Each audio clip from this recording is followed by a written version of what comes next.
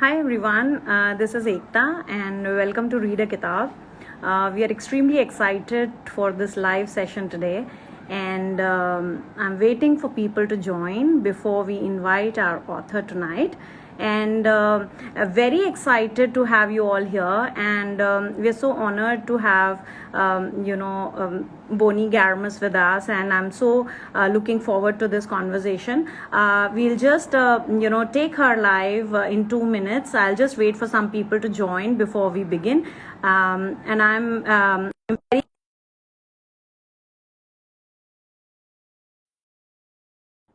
pretty excited and I'm pretty nervous as well. So yeah, I think Bonnie is there. I'll just add her. Hi Hi, how are Abhishek. you? Hi. Oh I my am fine, and I think you are pretty God, tell excited me as about well. it. How Um, excited I am. awesome. So, Hi, hi hi Ekta, how are Neeraj, how you? are you? Hi Abhishek. Hi, Neeraj. Uh, yes, I am good. And now I'm going to add Bonnie. I think she is there with us. I'll just add her on live. So we all are Yay! excited about this conversation tonight, and just waiting for more people to join in. In the meanwhile, I'll just add Bonnie to the conversation. I'll just invite her. Oh, So, Hi, hi, how are hi, hi. Bonnie. you? How are you? Hello, how Oh, are We are I can't amazing. believe. I'm so Oh, happy and you're so delighted to nice have to you. invite me. Thank you for having me today. So lovely. And before we begin, Bonnie, thank you so much for coming here and talking to us. I have with me my fellow avid Hi, readers, hi, Abhishek Hi. Bonnie. It's so excited to see and you. Oh, Neeraj. thank you. I'm so excited to be part of this. And, hi and Bonnie, I also have how with are me you? I Neeraj. can't believe I'm actually having this conversation with you. Very excited. That's so kind of you. Thank you. So, so many people, those who have joined us, thank you for joining us. I can see a lot of people. Hi, Anurag. Hi, Sujata. Hi, everybody. Thank you for joining us. And we'll just start in a bit, just to, talk about, today's conversation. We are so happy to and honored to have Bonnie Garmus as our guest of honor today. And we are so amazed by the book that she has brought in, and which was also our book of the month last year. And we can't keep calm, and we can't keep talking, not talking about it. So it's been such a pleasure to have you, Bonnie. Thank you so much for accepting our invite and being here.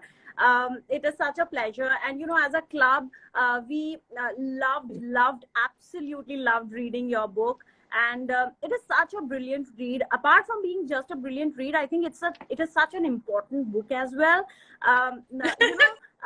Elizabeth Zott. Oh wow! I have my copy as well. So Elizabeth Zott talks to us across all the across all the parameters, from everybody, be it Harriet or Mad or Walter. It feels like that she's speaking to us from all the characters, on behalf of all the characters, as well as it's breaking all the glass ceilings across genders, races. And such a powerful character that you have written, that it actually has created and stirred a lot of debate and discussion in the reading community. And though there has been so much that has been written about women, but this book has kind of, we will talk more about it. We can't keep just giving away everything right now. But thank you so much for coming here. And before we begin, just wanted to say that this character stands tall across all the generations. And though this book is based in the 50s and 60s, but it is so relevant even today. Do you think that we were just talking about it, and also wondering that that the plight has not changed much, be it America or London or India for that matter. The situation is still the same, and I would not say same, but it has not changed what we wanted it to be. So, what is your take on that? Because you've based the book in 50s and today still, do you think, Well, it is any better? no, Off to you, I spoke not at too all. much. No, you're absolutely right. I did base the book then because I needed some reassurance at the time that we had moved forward. But I was surprised at how much progress we haven't made. We have made some as women. Back then, Elizabeth Zott could not work because she was pregnant, and that was true in all of America, and I think most of the United Kingdom as well. And back then, also, women didn't have a way to write checks, or they couldn't have a credit card, nothing like that. So we've come forward in some ways, but in my opinion, I think it's mostly our problems are cultural, where we're still passing down from generation to generation of feeling that women are somehow less or less capable than men, which is scientifically is absolutely false. True. And I think what a relevant point this book also makes, and shuns down all the taboos and all the myths that surrounds us today. Behind that bubbly pink cover page, there is this woman who is breaking all the barriers, and you as a writer just kind of bringing that across, and how powerful a message it is for all the women and men. And we talk about gender binary, so anything, it is such a powerful thing that you have talked about, and we are so amazed with this. We were also kind of looking at some of the things that we wanted to talk about. I think Abhishek had a question wherein you Hi, wanted to ask Bonnie. me So something. excited to meet you in Thank person. I love the book and I love you. I heard your podcast. You speak so well. Thank you. Thank you.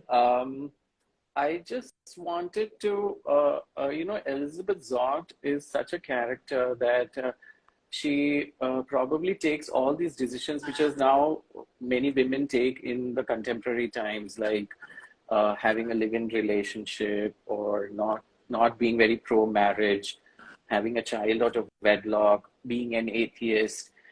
So I just wanted to ask, was this is how you framed Elizabeth to be, or this just developed while you were writing her? Was this a conscious decision in that sense, or it just came about to be? I think a lot of it just sort of came out of her scientific background and her beliefs. She's pretty much based on the foundations of Stoicism, as written by Marcus Aurelius, which is all about self-responsibility, living up to your community and helping your community, always speaking the truth, wherever you can, and being full of logic, going towards rationality instead of irrationality. So a lot of these things arose because of those foundations that I was basing her on. She's really a Stoic, but she's a rationalist, and that makes her a humanist as well. Yes. Just to even her daughter Mad Zott, so she is a child born out of wedlock, and even today, children born out of wedlock is such a taboo thing. Any particular reason you thought that you had to introduce that particular angle in the story, or? Well, I think back then, Elizabeth Zott had no choice. She couldn't have an abortion. That choice was not open to her. Right. And so we have both ends of the spectrum, or actually three ends of the spectrum in the book, of a man who has a child.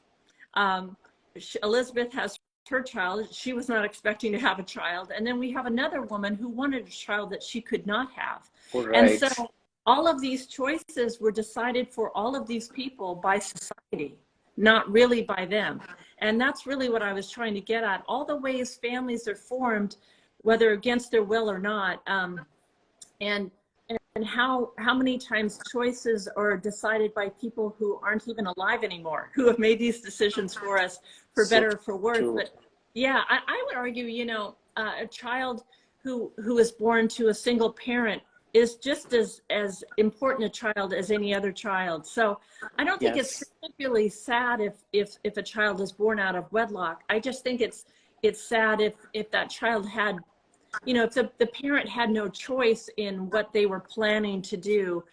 because it does affect everyone's life. And for many children, that can be a terrible end to have a parent who didn't want you. That wasn't true in Elizabeth Zott's case, but you know, it can be a huge issue for women and for men, actually. And I think you made that very poignant statements through Mad Zott when she wonders why people are bothered who her father is or why her parents didn't have marriage. I mean, that's so powerful actually when you've written like that.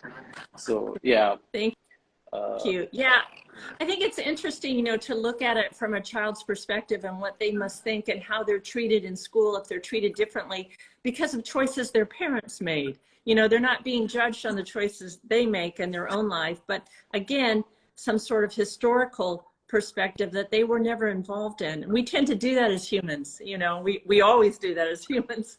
We blame a lot on the past and we keep it present, which can be stifling for people.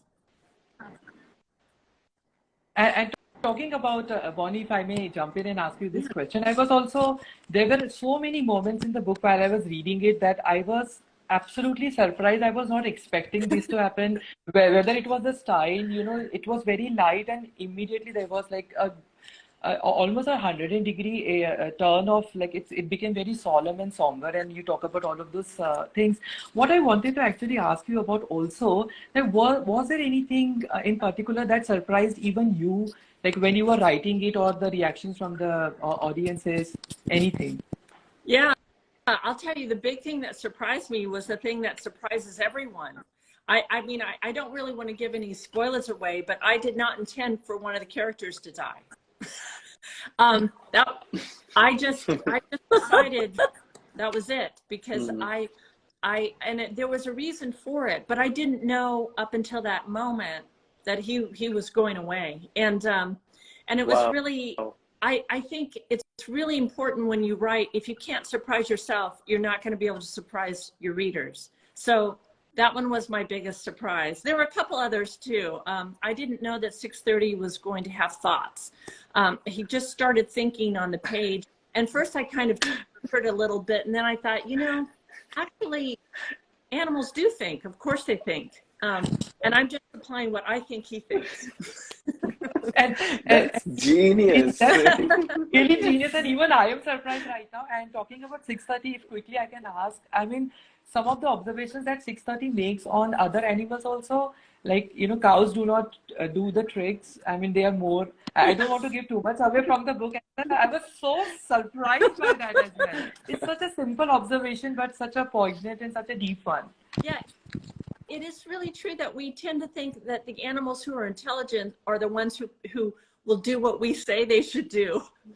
I don't quite understand that, because there are plenty of really intelligent animals. For instance, the octopus, we all know, is highly intelligent. It won't do what we tell it to do. I think it has 9 brains.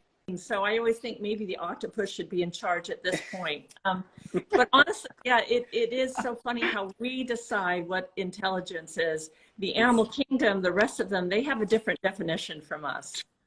True that. Yeah. Absolutely.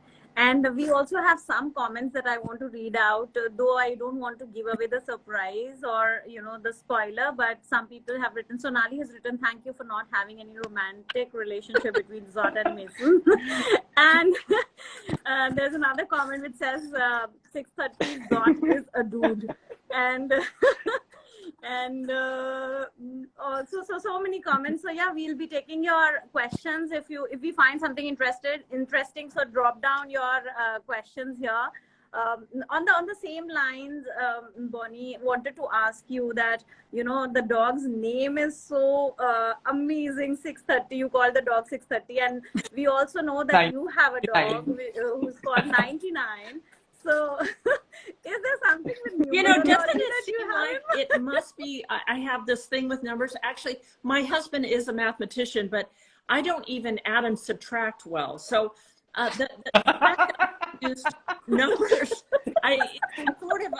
it's sort of 630 came before 99, and 99 is actually named for a friend of mine.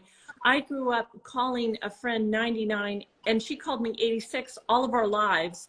and it's from an old TV show called Get Smart. It has no, bearing on anything intellectual at all. But the sad part was she passed away, and so when she was gone, I just felt so bereft, and I ended up naming my dog after her, and that's really why she's named 99. Yeah. Lovely. Wow. Wow, Wow. that's so amazing. But these small punches and these small, very little things have made the book so powerful and so impactful that, when you read it, you have a very endearing, journey as a reader when you're reading all those pages. And, you just feel that how important it is to connect yourselves to nature, to animals, to other humans, and how important it is to stand tall and, raise your voice where things are going wrong. And I think that is so, so powerfully mentioned in the book. And we're extremely excited to have a TV series coming on it. And it's releasing on the 23rd of April on Apple TV.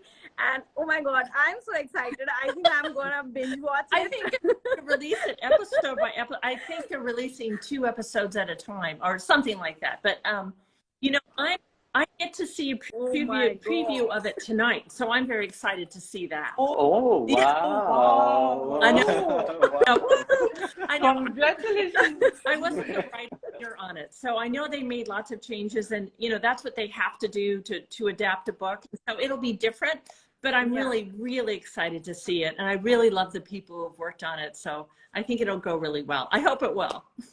Yes. Yes.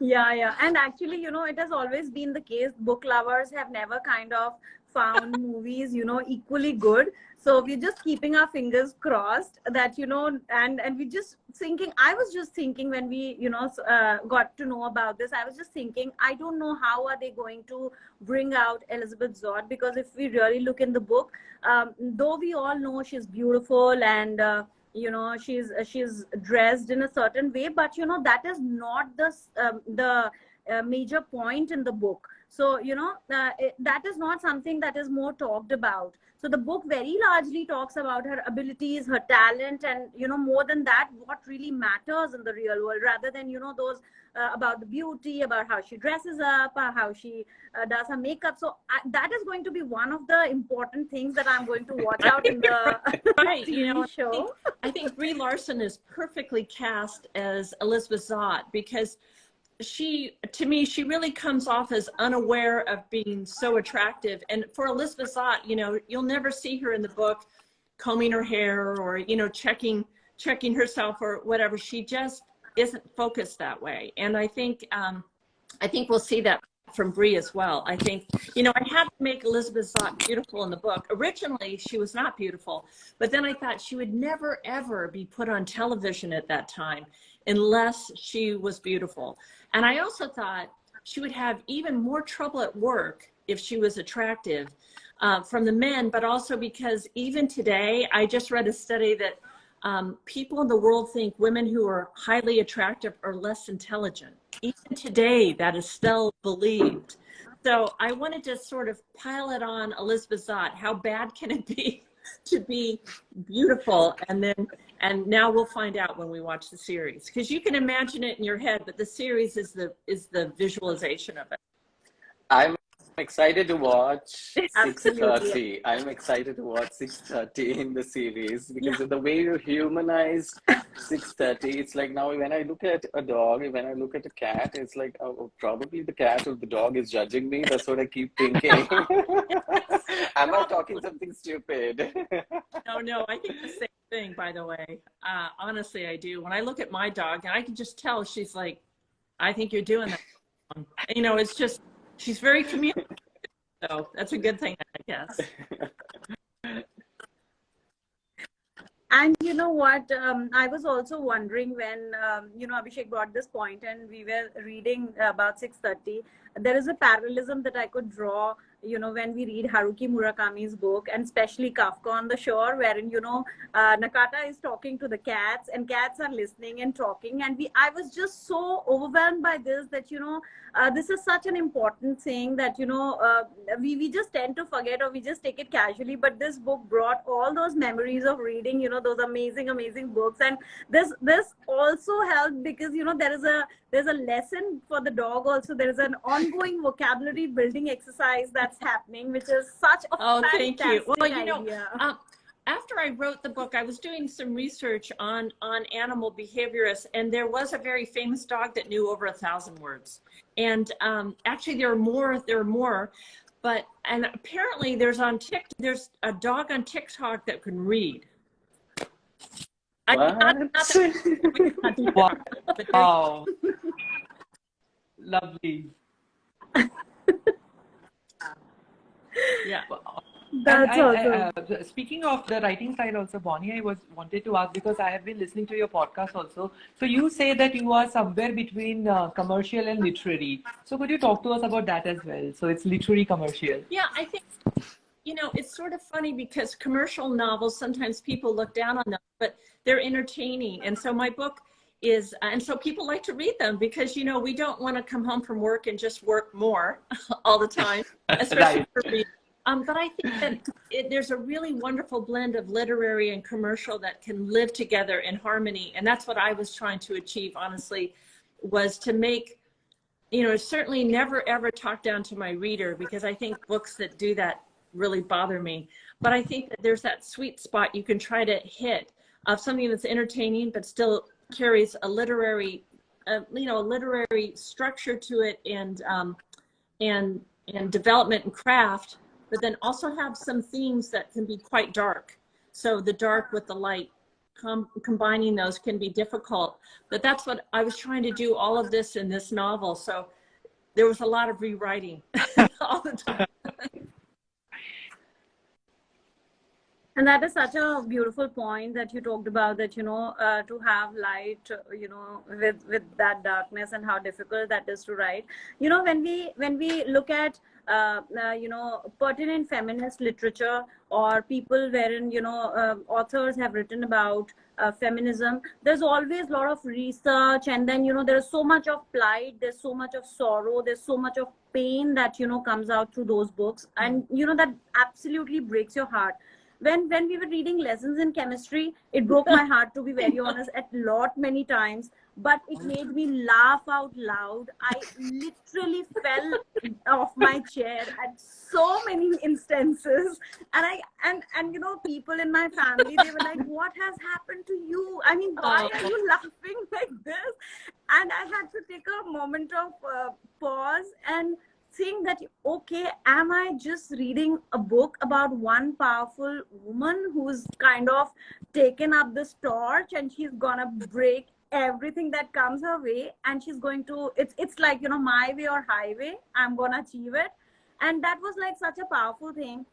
There are so many instances, you know, wherein the writing style is so done that, you know, you are reading a paragraph, or you're reading a page, you're reading a chapter, and you see a very, you know, on a very lighter note, something is talked about, and then suddenly there is something that is kind of, you know, that hits you, and, you know, kind of puts you in a structure of a fix that, oh, did I just read that? I was just in a very, very funny mood, and did this just happen?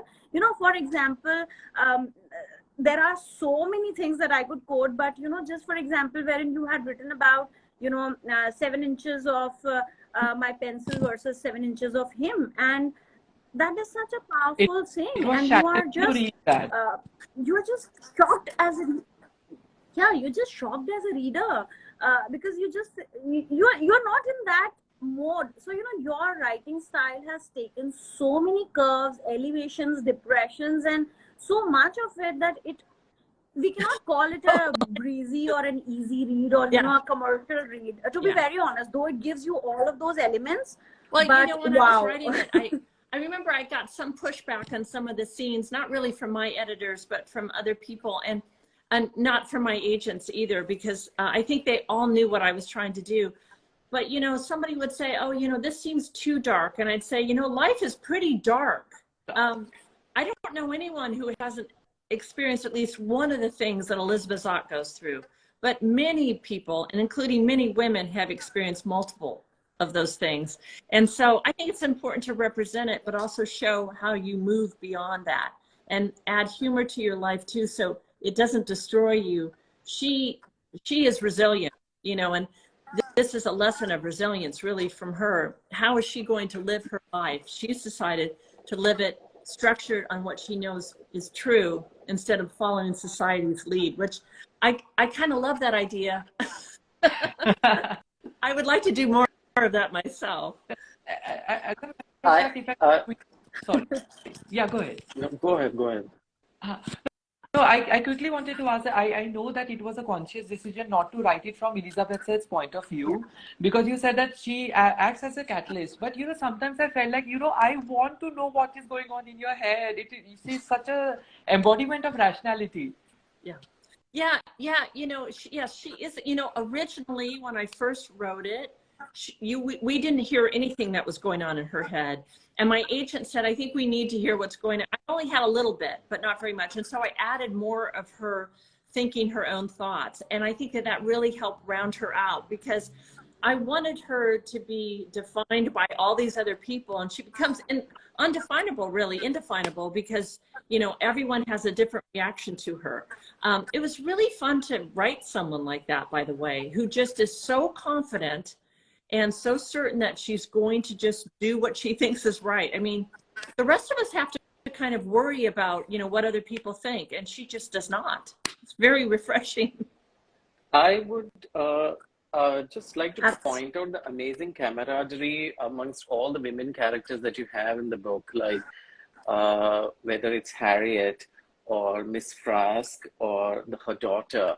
Was it important for you that you wanted to show this camaraderie? This is not actually very conventional camaraderie that you have shown either. Even the friendship between Harriet and Elizabeth, how it developed. So how important was this for you to show in the book, the camaraderie between women? It was really important to me, because I think women need each other. Because unfortunately, we still live in a patriarchal society, and so women do need to support each other. But, you know, in the book, we have Miss Frask, who is a total sexist. I mean, she has to figure out why that's hurting her, and it takes her a while. But, you know, women can be very sexist. And in the book, of course, we have lots of men who are not. They're male allies, what I would call a male ally, Wakely and people like that, even the rowing, Dr. Mason, the rowing, yes. You know, they're all like these men who see that women are quite capable. Walter Pine, you know, she's ruining his life by being so capable, but he's willing to let her do it, which just shows you what a really great person he is, because he allows her to ruin his life because he knows he has a message to deliver. So yeah, but I think it was really important for me to have those other women characters to balance out that, you know, sexism isn't just something that happens to women. Women can be sexist as well. Yes. Yeah. Absolutely. Also, Bonnie wanted to ask you, I think Abhishek wanted to ask you this question, but you know, let me just put it forward. The fun element in the book is so poker faced. So why do you like that in real life? No, you know, funny, my husband always says don't play poker, because he always, you know, everything you're thinking is on your face. You know, everyone goes, you've got a good hand or you don't. So I guess I'm not really like that. But yeah, I mean, it's really easy. It was easy for me to write Elizabeth Zott because she is just so almost flat. It's everyone around her and their reactions to her that gave me the room for humor. Right. That is such an amazing thing. And you know, every time now I put my clothes in the washing machine, I just cannot stop laughing. And you know why? Because I don't want to give away spoilers, but people, for those who have not read this book, you have to pick it up and you have to read it, because this is such an amazing book. It is also the New York Times bestseller these days. And it is also on the indie list #1. So you have to read it, not just because it is #1, but because it is such an important and a lovely, lovely book. And I think if I been, you know, the judge, I would have given it a book of the year.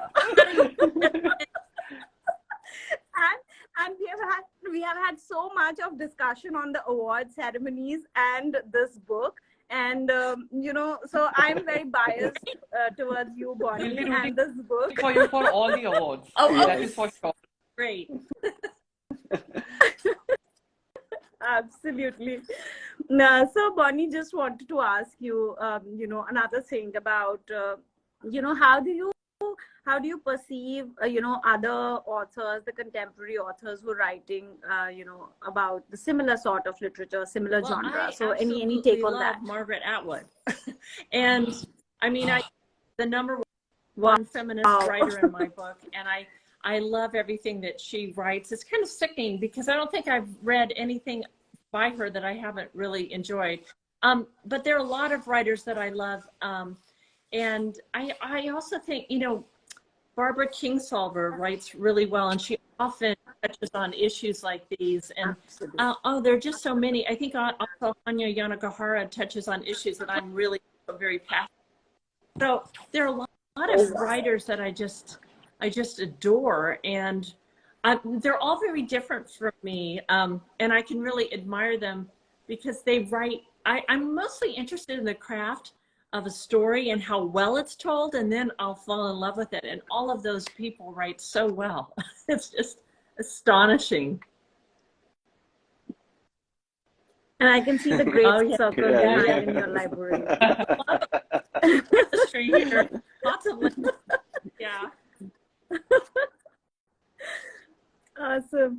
So Bonnie, I know we have lack of time. We are running out of time, but we'll quickly, you know, do one rapid fire with you. And we're so interested to know a few things from the club. And, you know, we all are very excited from the club to, you know, hear out to you. And when we read this book, we all were so amazed. So just wanted to ask you, Yes. you know, So so my Neeraj, would question, you like to start? Bonnie, I know that it's such a strong character, Elizabeth, but if you absolutely had to trust your character in the hands of some other author, who that author would be? I just was curious to know this.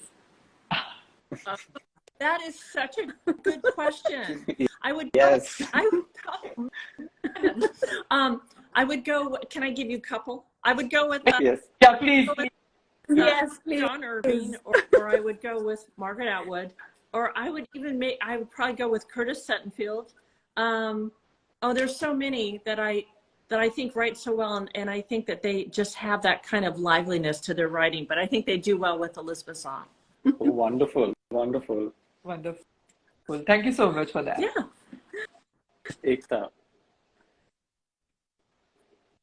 Yeah, I wanted to ask What am you, I Bonnie, what? what are you currently reading? Currently reading. Oh, what am What I are you currently reading? currently Where did reading? it go? Hold on, I'll show you.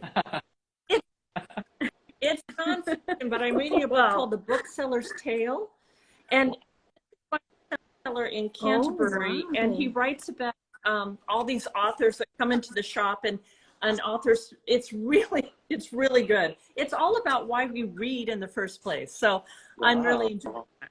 I'm going to read that. Yeah, I was. Yeah, fantastic. Bloated my TBR already. I Okay. wanted to ask you, which is your favorite book? my favorite book. Okay, I don't know if I have a favorite book, but the one I have, well, I do. Okay, maybe I do. I love The Remains of the Day by Ishmael. Oh, Yeah. Oh my I love God. that book. Yeah, I think it's perfect. I don't think there's a word out of place in that book. So that's one of my. Absolutely. And it is so amazing when Yes. you reread it many times. Yeah. Yeah, it adds so much.